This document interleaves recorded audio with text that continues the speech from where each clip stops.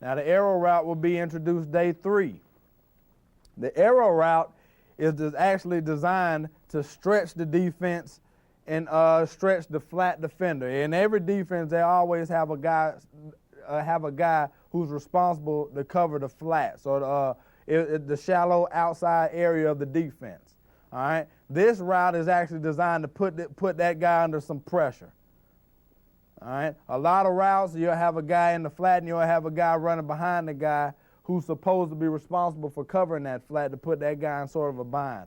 So you want to get out this route as fast as you possibly can to put this guy in a bind as fast, like I said, as fast as you possibly can.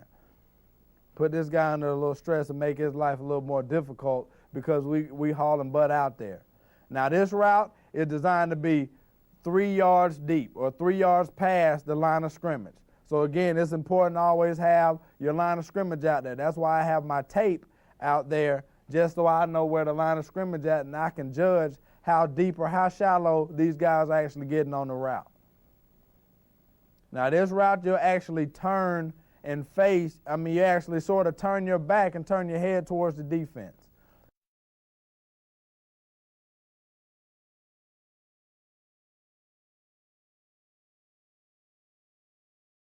Now the scat route, this would be the last route going in, that's day 4. The scat route is very similar to actually what we're trying to do with the arrow route, but the only difference is we're actually not turning our back to the defense anymore. We're going to actually turn and run and get wide as fast as we possibly can again to try to put stress on that flat defender. But with this one, we're not turning our back to the defense, we're actually going to remain in the backfield. Now with the scat route, you're actually going to use, from the gun or from this position, you're going to lose 1 yard. So you'll lose a yard of ground, get wide as fast as you possibly can, and then turn around and get those eyes back so you'll be able to track the ball. All right. If you get those eyes around a little too early, then you may not get out there as fast as you can. So you want to stress these guys getting wide as fast as you possibly can. Get wide. All right. The reason you may like this route instead of an arrow route, or the reason we have both, is because we like to get the running backs in space with those flat defenders one-on-one. A lot of times when they catch the ball right here, one-on-one on a scat route, all their speed is going forward, and then again they can face and see that flat defender so they can go ahead and make that guy miss in space. Now these running drills can actually be done any day, and all you need is there's some cones and some agilities. When I say agilities, it's these big old bags right here. And again, any drill that we do is always focusing on ball security. All right, running backs, they have to do a good job of running. Actually, have to do a great job of keeping their feet up, going in and out of traffic, and then also have to do a good job of pumping their feet. All right, but again, you always focus on them keeping their eyes up, not looking down at the bags, and keeping good ball security, maintaining those 3 points of pressure. Now right here, you just have a line of agilities that you want them to go across. All right, I have a line here, a cone here, and always have a cone down where I want those guys finished. Now this drill, I have them facing me.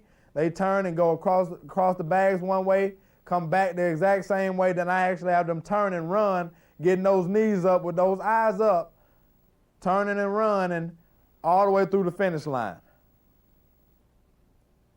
All right. Now this is a guy, I had him adjust his ball security because I wanted that hand covering up as much of the ball as possible. All right. And then he's going to look all the way into that 3 points of pressure, making sure I have those 3 points of pressure, and he's going to get his eyes up.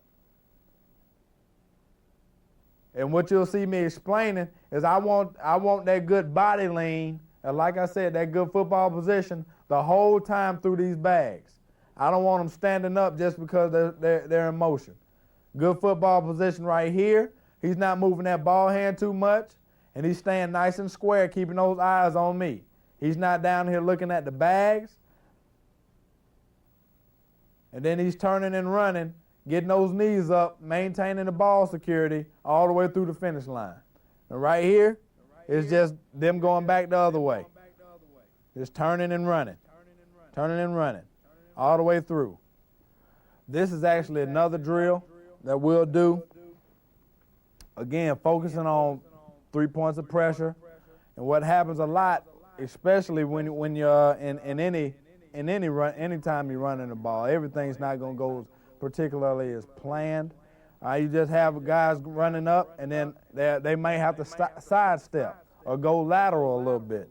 And right here, this focuses on those guys going lateral, that those times that you do have to go lateral, get forced to go lateral, but you still facing downfield, you still facing the line of scrimmage. You're not actually turning your pads and trying to run to the sideline and get squeezed, so you're able to get upfield as quick as possible. And I just have those agilities, have those same agilities, those same bags, and have them running up and sidestepping. Running up and sidestep. You want to keep those guys nice and tight to the bags, and you don't want those guys, again, the reason you don't want those guys getting too wide is because the hole may open up in the middle of your sidestep. You want that guy to go ahead and put his foot down and get north.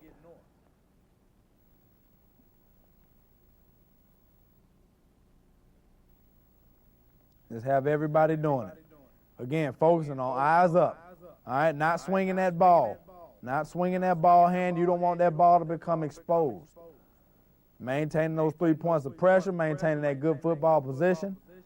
And then right here, we're getting a little too wide from the bags. Getting a little too wide, and he started to try to tighten it up at the end.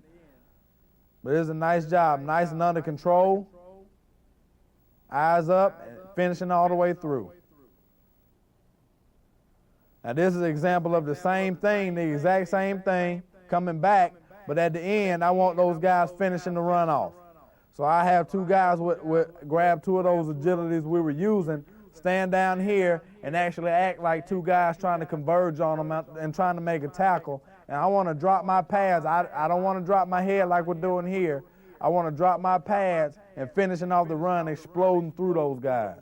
You want to make those guys tackle you and not just give in just because you see two guys coming at you. So you see those two guys converging, you want to drop your pads and accelerate all the way through those guys. But those are just a couple of drills that we do here at the University of Georgia that should help you help tremendously with a lot of stuff that you try to do as far as running backs. It's a little different position. The running backs have to be the tough guys on the team, and they have to be able to run and catch the ball and be able to block all the big guys at the same time. And these are a couple drills that allow you to get better at those, and so you can have the best running backs that you possibly can on your team.